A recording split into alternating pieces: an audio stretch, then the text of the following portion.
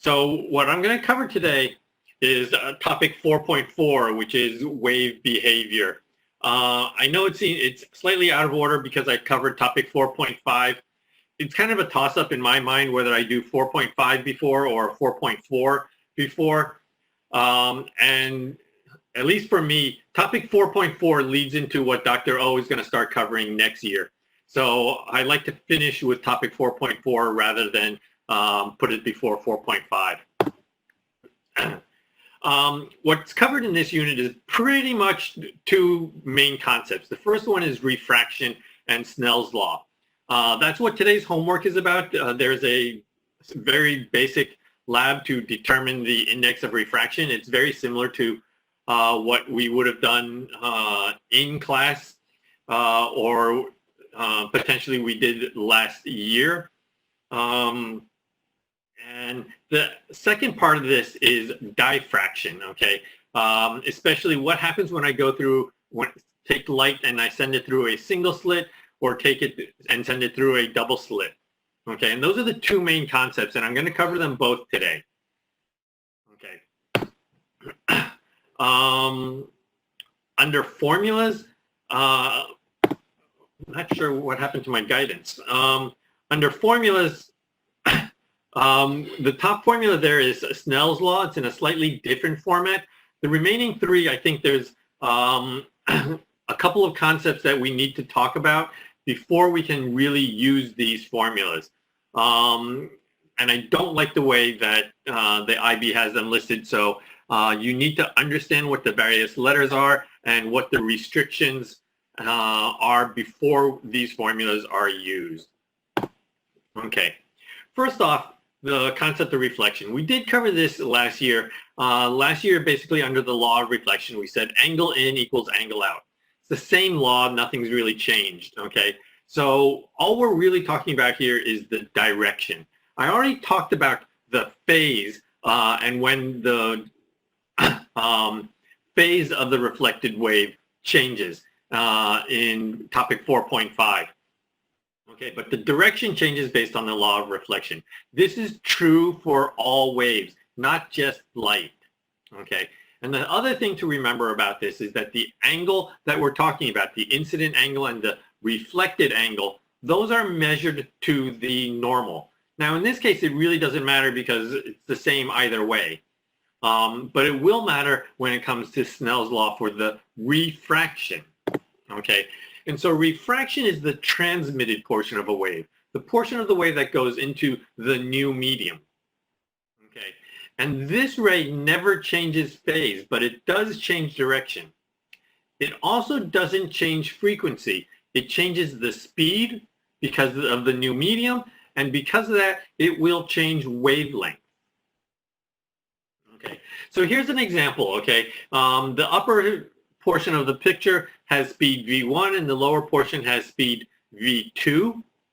You can see the different wavelengths, okay? But the wavelengths change because of the speed, okay? You can kind of see the wavefronts hitting that boundary and they stay connected and the new wave goes off at a different direction because of that change in speed.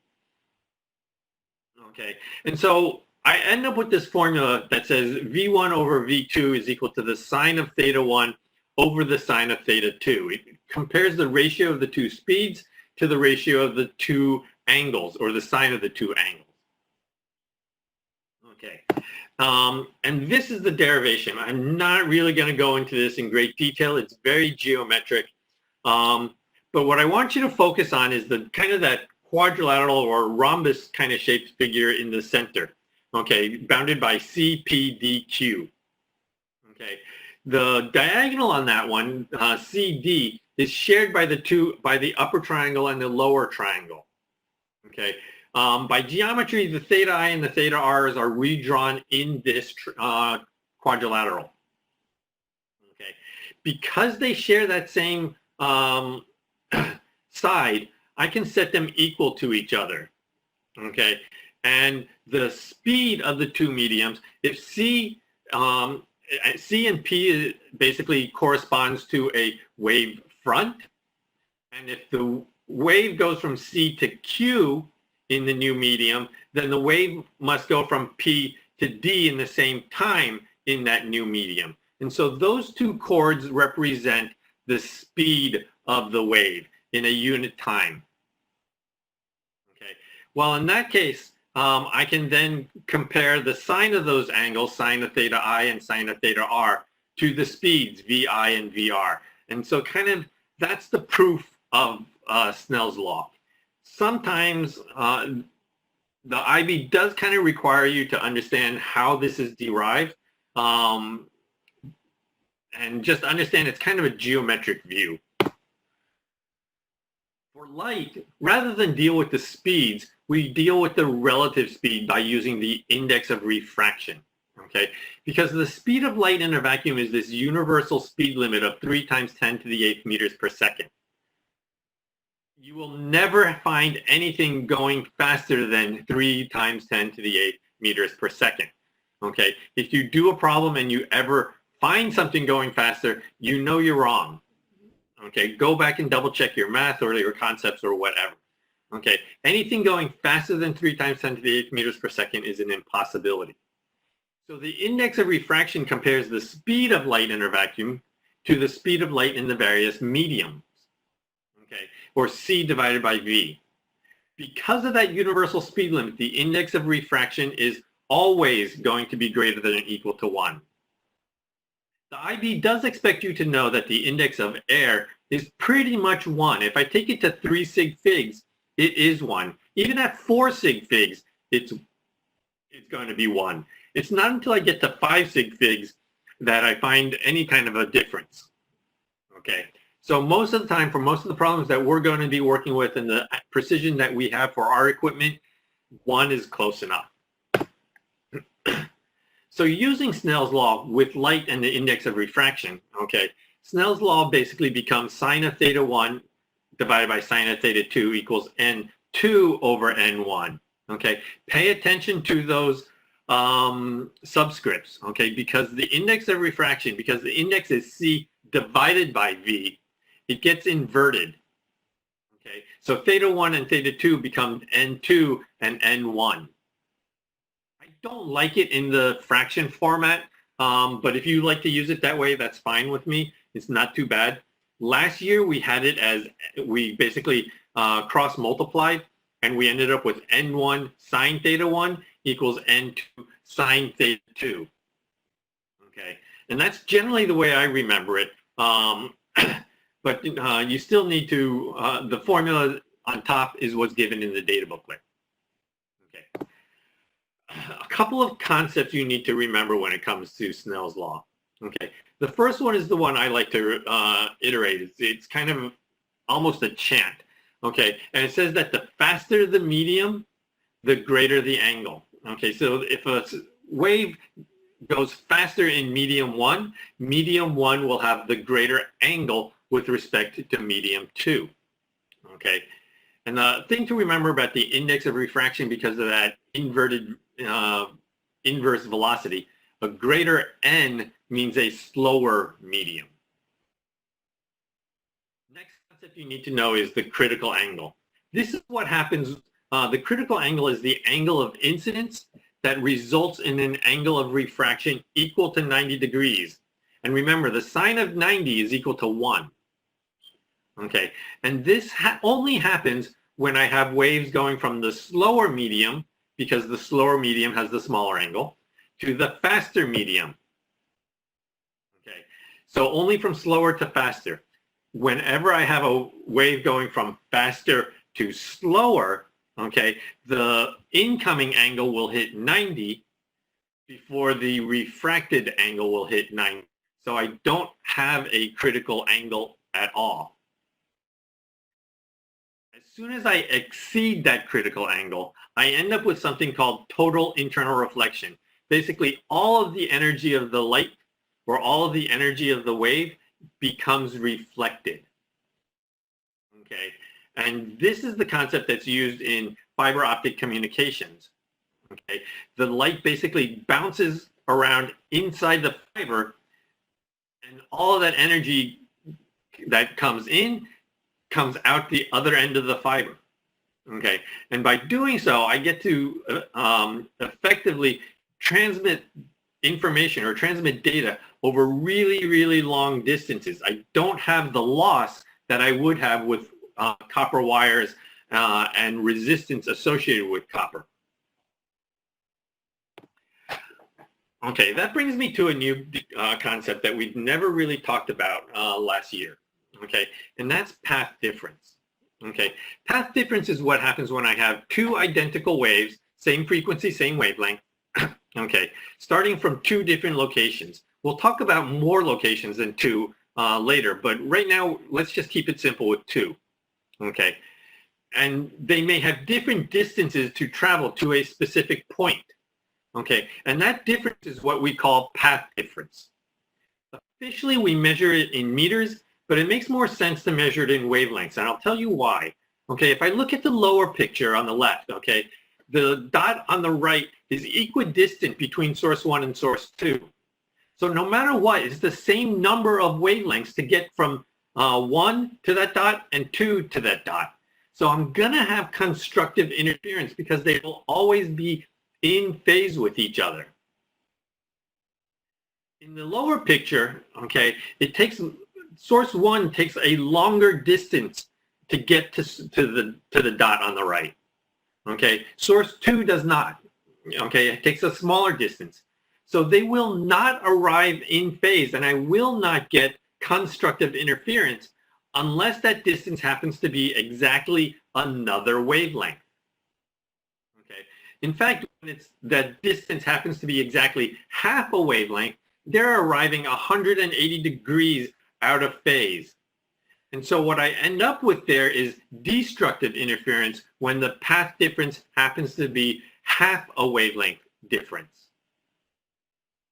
Okay, and that so it makes sense to measure my path difference or convert my path difference into how many wavelengths offset am I? Okay, and that brings me to the concept of diffraction. Okay, diffraction is the bending of waves around an obstruction. Okay, when they're water waves or any kind of waves, as a matter of fact, I have kind of situations in the lower left-hand corner. Okay, and it's basically how you're able to hear somebody around a corner despite not having a line of sight with that person. Okay, the light will actually, or the wave will actually bend slightly around that corner. Okay, we ran into this concept of bending with Huygens principle, okay, where every single dot on that wavefront is the source of a new wave. Okay, and so we end up with those situations. And if you look in the lower left-hand side, okay, where I have a full barrier and then extended to light, okay, it's kind of an interesting concept, okay. What I have in the colored pictures on the right-hand side is something called the Poisson spot, okay? And what that spot is normally when you shine a light, okay, or at a circular object, you end up with a shadow, okay? But in the center of that shadow is this little bright dot, okay? The reason I have that little bright dot is because the waves coming around the edge of that object start to constructively interfere right at the center of that circular object. And so I will have constructive interference right at that dot. Okay, and that's the Poisson spot. Okay, this only happens though when the light coming in is coherent. Okay, it doesn't work for the sun because the sun sends out light of multiple frequencies. Okay, and by the time it hits the object, it's also got different phases. Okay, but if I take a laser and I do it, a laser is usually just a single frequency and it is coherent light, meaning that it's all basically in phase. Okay, in that case, I will end up with, I can generate this Poisson dot. Okay, so moving on to a concept called single slit diffraction. Okay, single slit diffraction is what happens when I the waves are going through a single aperture. Okay, In this case, the light waves diffract as shown in the previous picture, and I'll end up with this bright spot pattern that I see on the far right, okay, where I have this bright spot in the center and then little bands going across, going up and down or away from that center. Okay, and the reason I have this is because every single point on that wavefront as it hits the slit, every single point has a paired point half a slit away. Okay, and then whenever those paired points have a path difference of half a wavelength, they'll destructively interfere. So I end up with those dark spots that I see on the picture. And I'll also end up with constructive interference when they're an integer multiple wavelength apart. And I'll end up with bright spots. And so this is what happens when it goes through a single slit. Okay, so when the paired path points have a path difference of n plus 1/2, where n is any integer, they'll destructively interfere. Okay, when the path difference is an integer multiple of the wavelength, we have bright spots. And so that's what I get with single slit. When I go to double slit, I'll end up with the interference pattern off to the right again. Okay, you can see multiple bright spots, multiple bands of dark spots. Okay, so the interference pattern actually gets a little bit clearer. It may not be as bright, okay, but it is a little clearer. Okay, and so waves from each one of the slits will interfere on the same path difference principle that I had. Okay, so if it's water waves, okay, this is an image of water waves. The two little kind of like minus signs on the lower bottom are the source of the waves. Okay, you can kind of see that they're in phase and that the circles around them are the same size. And I'll end up with these areas of constructive and destructive interference based on path difference. The little rays that look like they're coming out from the center bottom, those are the areas of destructive interference. Okay, those points are always half a wavelength difference, path difference. The areas in between those dead spots, those are going to be our areas of constructive interference. So if I do it as a picture, okay, I'll end up with a situation sort of like this. Okay, right in the center, I'll have constructive interference. The red rays going one step away, there's one wavelength path difference. The red rays 2 steps away is 2 wavelengths path difference, and et cetera, et cetera. Okay, the blue ones would be half a wavelength, or 1.5, or 2.5. Okay, they represent situations where I have destructive interference. If you want to think of them as nodes and antinodes, you can, but I would really save the concept of nodes and antinodes for standing waves. Okay, and that brings me to the double slit formula. This is fairly complicated. The IB says you don't need to understand this formula, but I think you do, okay? Because you need to understand how to apply the formula that ends up on the bottom of this derivation. Okay, so first of all, let's start with 2 slits that are separated by a distance little d. Okay, so 2 slits is where my coherent light is coming in. Okay, they're primarily planar wavefronts, or I'm so far away that it will look planar by the time it hits my 2 slits. Okay, and again, the light must be coherent, meaning it's the same frequency, and by default, therefore, it's also same wavelength, and it must keep the same phase relationship. Doesn't have to be in phase, but it never changes its phase relationship. Most of the time, we're going to be keeping it in phase. Okay, if it's not in phase by any amount, then you'll need to modify this formula. And that's where knowing the derivation of this formula is going to come in handy, because sometimes they will try to trip you up that way. Okay, well, this light goes through the slits and it ends up on this screen in this characteristic bright, dark, bright, dark, bright, dark that we saw in the previous slide. Okay, and I'm just going to pick an arbitrary bright spot, and in this case, it's 3 bands away, and measure the distance on the screen from the center line. And I'm going to call that distance S. Okay, well, the screen is separated from the slits by a distance capital D, and it's important that capital D must be much greater than little d. When I say much greater, that's pretty much about 100 times, at least 100 times bigger than little d. Okay, little d is usually on the order of microns. Okay, so 100 times could even be in the centimeters, and we're still okay. But normally, capital D is almost in the meter range. Okay, little d is in the micron range, so we're usually okay. The 2 things that are listed in, shown here in red, are assumptions associated with this. Most of the time they're okay, but you need to be aware that they are assumptions. Sometimes they will try to trip you up in terms of them. Okay, so every bright fringe away from the center is the nth order fringe, 1 wavelength, 2 wavelengths, 3 wavelengths path difference. Okay, well in that case, since the path difference in the example I have here is 3 wavelengths, okay, then A prime, okay, which is the distance from the lower slit to that screen spot, must be longer than A by 3 wavelengths, okay, or 1 or 2 or whatever the situation happens to be. It could be for a dark spot, n plus 1/2 wavelength.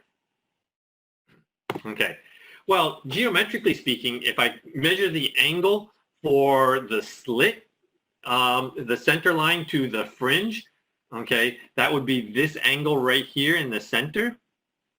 Okay, geometrically speaking, this angle is the same angle as this point, which is the kind of represents the wave fronts or the perpendicular.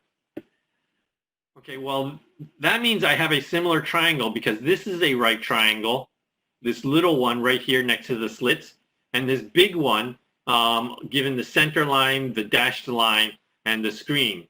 And so those are similar triangles. Okay, and so I can come up and say, well, if that's true, then the lower distance is n lambda, okay, or the path difference. And n lambda must then equal d sine theta. Okay, d being the hypotenuse in my case. Okay, if I'm talking dark fringes, it becomes n plus 1/2 lambda equals d sine theta. And as long as theta is small, okay, remember that small angle approximation that we talked about in pendulums.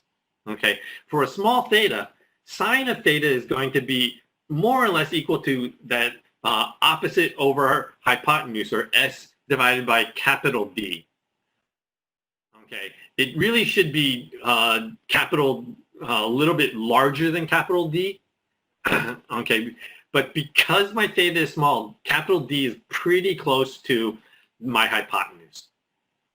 Okay, so sine of theta, when I make that substitution, I end up with the IB formula that basically is the IB has the bottom formula that says S is equal to lambda little d over big D. Okay, it throws out the n for some reason. I don't like that they throw out the n. Okay, you really need to remember which fringe this is. Okay, so the upper formula, n lambda equals d sine theta, is what the AP exam uses, but IB does it as S is equal to lambda little d over big D. And to remember which D goes to which measurement, remember little d is the slit spacing. It's a very, very small number, microns. Capital D, big letter, big spacing, okay, on the order of a meter. And so that comes to a few concepts that you need to remember, okay, and this is why I prefer the AP version of n lambda equals d sine theta. Okay, and so you'll run into situations where what happens when the frequency goes up, or what happens when the frequency goes down? Okay, well, the frequency of the incoming light.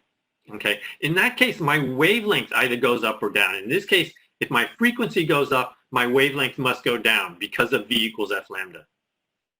In that case, if lambda goes down, my angle theta must go down. My bright bands will start to get closer and closer together. Okay.